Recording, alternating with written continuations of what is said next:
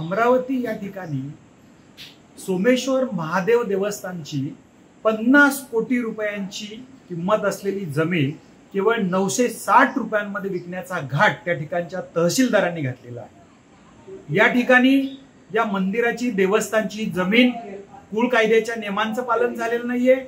मंदिराचा जो प्राथमिक अर्ज आला होता तो निकाली काढलेला नाहीये। शासकीय परिपत्रकांचं पालन त्या ठिकाणी झालेलं नाहीये आणि अशा प्रकारचा बेकायदेशीर आदेश त्या ठिकाणचे जे तहसीलदार आहेत विजय लोखंडे यांनी काढून देवस्थानची 50 कोटी रुपयांची मालमत्ता असणारी जमीन जी आहे ती केवळ 960 रुपयांना विकण्याचा प्रयत्न त्या ठिकाणी केलेला आहे। या संदर्भात महाराष्ट्र मंदिर महासंघाच्या वतीने या तहसीलदारांवरती कडक कारवाई झाली पाहिजे, संबंधित सर्व दोषींवर कारवाई झाली पाहिजे अशी मागणी या ठिकाणी आम्ही करतो आहोत।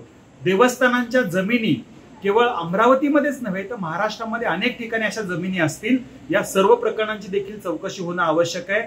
सोमेश्वर महादेव देवस्थानची संस्थांची जमीन जी आहे ते बिल्डरच्या घशात घालण्याचा प्रयत्न केला जातोय का, या सर्व बेकायदेशीर गोष्टींची चौकशी करण्यासाठी जिल्हाधिकारी आहेत, विभागीय आयुक्त आहेत, यांना महाराष्ट्र मंदिर महासंघाच्या स्थानीय पदाधिकाऱ्यांनी श्री अनुप जयस्वाल आहेत, श्री पनपालिया जी आहेत यांनी निवेदन देऊन तक्रार दिलेली आहे की या संदर्भात लवकर चौकशी व्हावी आणि संबंधित दोषींवरती कारवाई व्हावी, अन्यथा महाराष्ट्र मंदिर महासंघाच्या वतीने संपूर्ण महाराष्ट्रामध्ये या संदर्भात आंदोलन छेडण्यात येईल।